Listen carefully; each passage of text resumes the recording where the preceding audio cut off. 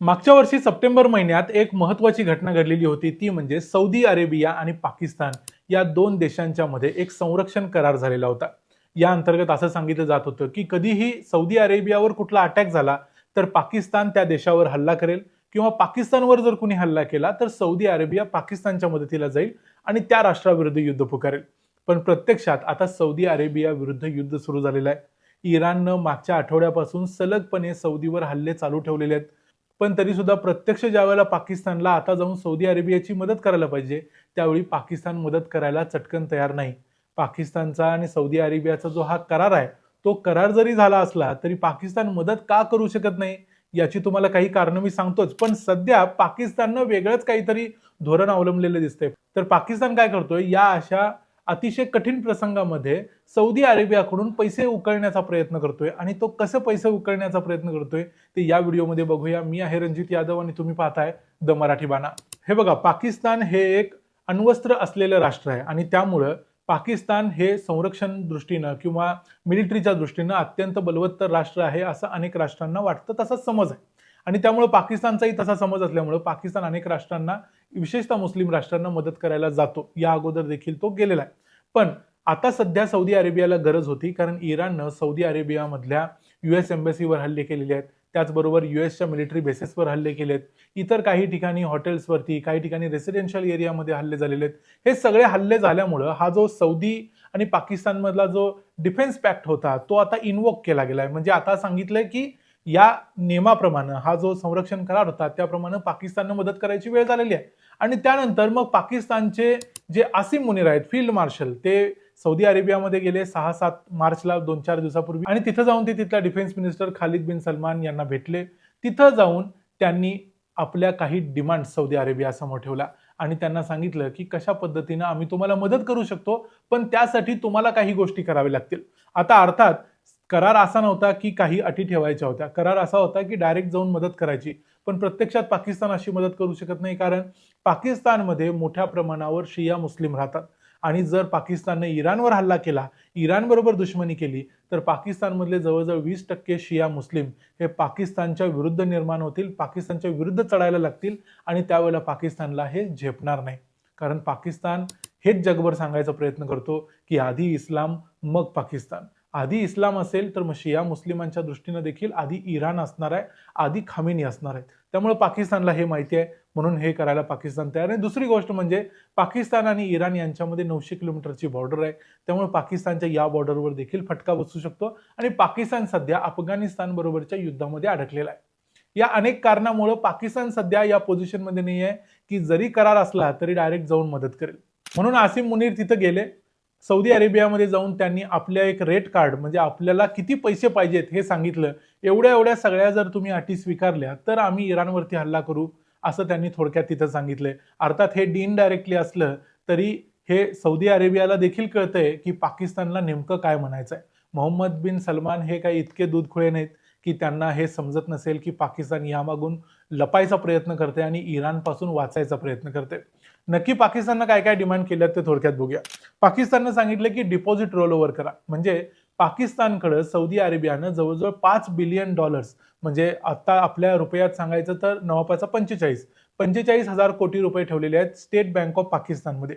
पाकिस्तानचं असं म्हणणं आहे की ही जे डिपॉझिट आहे ते 10 वर्षासाठी तसंच ठेवावं, म्हणजे त्याच्या काही व्याजावर किंवा त्याच्या काही रोल ओव्हर करून पाकिस्तानला आपले पुढचं भविष्य काढता येईल आणि पाकिस्तानकडे फॉरेन एक्सचेंज शिल्लक राहील, जो पाकिस्तानकडे अत्यंत कमी आहे. ही एक पाकिस्तानची डिमांड आहे. दुसरी आहे ऑइल फॅसिलिटी एक्सपान्शन. पाकिस्तानचं असं म्हणणं आहे की सौदी अरेबियानं पाकिस्तानला $5 बिलियन एवढ्या किमतीचं तेल द्यावं आणि त्या तेलाचे पैसे 3 वर्ष मागू नयेत. सौदी अरेबिया तयार देखील आहे, पण सौदी अरेबिया म्हणतोय आम्ही $1.2 बिलियन पर्यंत तेल आम्ही तुम्हाला विकतो आणि त्या तेलाचे पैसे तुम्ही आम्हाला पुढच्या वर्षी द्या, गडबड नाही. पण पाकिस्तान म्हणतो की 1 बिलियन नको, आम्हाला डायरेक्ट $5 बिलियन तेल द्या आणि 3 वर्ष पैशाची मागणी करू नका, 3 वर्षानंतर आम्ही पैसे देतो. तिसरी एक गोष्ट आहे, पाकिस्तान एक इस्लामिक बॉन्ड इश्यू करणार, ज्याला सुकूक बॉन्ड म्हणतात. पाकिस्तानचं म्हणणं आहे की आम्ही सुकूक बॉन्ड इश्यू करतो. या बॉन्ड इश्यू केल्यावर त्याच्या अगेन्स्ट, या इस्लामिक बॉन्डच्या अगेन्स्ट पैसे रेज करतो मार्केटमधून. हे मार्केटमधून रेज केलेल्या पैशावरती आम्ही आमचं काय आहे ते संसाराचा गाडा ओढतो आणि या बॉन्डला गॅरंटी सौदी अरेबियानं द्यायची, कारण पाकिस्तानने इश्यू केलेल्या बॉन्डला जगाच्या मार्केटमध्ये काही काडीची किंमत नाही. त्यामुळे त्यांना असं वाटतं की सौदी अरेबियानं गॅरंटी दिली तर सौदी अरेबिया पाकिस्तानने डिफॉल्ट केला तर पैसे भरेल, त्यामुळे सौदी अरेबिया डिफॉल्ट करू शकत नाही. म्हणून पाकिस्तानची इच्छा आहे की सुकुक बॉन्डला गॅरंटी सौदी अरेबियानं देईल. याशिवाय पाकिस्तानची एक मागणी आहे ती म्हणजे पाकिस्तानच्या एक्झिम बँक म्हणजे इम्पोर्ट एक्सपोर्ट जी बँक असते जशी भारतात आहे अशा एक्झिम बँकेला सौदी अरेबियानं लोन द्यावं आणि या लोनवरती देखील कमी व्याज आकारावं, जेणेकरून ते चटकन भरावं लागू नये किंवा कमीत कमी भरावं लागावं. याशिवाय पाकिस्तानची आणखी एक मागणी आहे, सौदी अरेबियातून पाकिस्तानमध्ये जे पाकिस्तानी नागरिक सौदी अरेबियामध्ये काम करतात, भीक मागतात, काही काही गोष्टी करतात, ते तिथून जे पैसे पाकिस्तानला पाठवतात ते साधारण $10 बिलियन होतात, म्हणजे जवळजवळ 90,000 कोटी रुपये.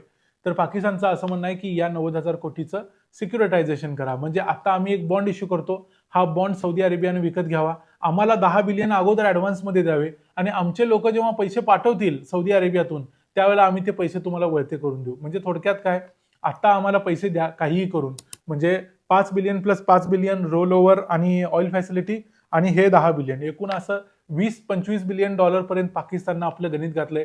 $25 बिलियन म्हणजे 25 गुणिले 9 म्हणजे जवळजवळ 2,25,000 कोटी रुपये पाकिस्तानला जर मिळाले तर मग पाकिस्तान या युद्धात उतरायला तयार, असं थोडक्यात पाकिस्तानचं म्हणणं आहे. म्हणजे थोडक्यात पाकिस्तान ज्यावेळेला सौदी अरेबियाला गरज आहे त्यावेळेला आपली लायकी दाखवतोय आणि सौदी अरेबियाकडून पैसे उकळण्याचा प्रयत्न करतोय, कारण सौदी अरेबियाकडे भरपूर पैसा आहे. आणि याच गोष्टीमधून पाकिस्तानची नियत दिसून येते. पाकिस्तान कशा प्रकारचा राष्ट्र आहे, पाकिस्तान काय करायचा प्रयत्न करतोय. एका मुस्लिम राष्ट्राबरोबर ज्याला आपण तो आपला भाऊ आहे म्हणून प्रत्येक वेळेला सांगायचा प्रयत्न करत असतो, ज्या वेळेला पैसे पाहिजे असतात त्या वेळेला त्याला भावाची आठवण येते. सौदी अरेबिया हे सर्वात श्रीमंत मुस्लिम राष्ट्र आहे आणि त्याच्याकडून पैसे उकळणारे भरपूर लोक असले तरी पाकिस्तान त्यात नंबर 1 आहे आणि सौदी अरेबियाला याचं कधी वाईट वाटत नाही. सौदी अरेबियाला वाटतं की यांच्याकडं न्यूक्लिअर डिव्हाइसेस आहेत, म्हणजे थोडक्यात यांच्याकडे अणुबॉम्ब आहे, कधीतरी आपल्याला गरज पडली तर हे अणुबॉम्ब आपल्याला मदतीला येतील. पण प्रत्यक्षात हे कधीही मदतीला येणारे अणुबॉम्ब नाहीत. ते त्यांच्या कंट्रोलमध्ये आहेत की नाही हे सुद्धा पाकिस्तानलाच माहिती असेल फक्त, कारण अमेरिकेचा चांगला कंट्रोल पाकिस्तानवरती आहे. कदाचित हे अणुबॉम्ब देखील अमेरिकेच्याच कंट्रोलमध्ये असतील. नक्की परिस्थिती काय आहे माहिती नाही, पण सौदी अरेबियाला मात्र आता त्यांच्या वाईट प्रसंगामध्ये पाकिस्तानकडून मदत मिळत नाही आहे आणि पाकिस्तान आपली लायकी पुन्हा एकदा दाखवत आहे. याशिवाय आणखी काही 3 छोट्या मोठ्या डिमांड आहेत. एकूण 8 डिमांड पाकिस्ताननं सौदी अरेबियाकडे दिल्यात युद्धात उतरण्यासाठी. प्रत्यक्षात अशी कुठलीही डिमांड किंवा अट ऐन वेळेला युद्धात पडताना करायची असं ठरलेलं नव्हतं, पण तरीही पाकिस्तान हे करतोय. या संपूर्ण प्रकरणाबद्दल तुमचं काय मत आहे ते आम्हाला कमेंट्समध्ये सांगा. व्हिडिओ आवडला असेल तर व्हिडिओला लाईक करा, चॅनलला सबस्क्राईब करा. पुन्हा भेटू पुढच्या व्हिडिओमध्ये. तोपर्यंत पाहत राहा द मराठी बाणा. जय हिंद, जय महाराष्ट्र.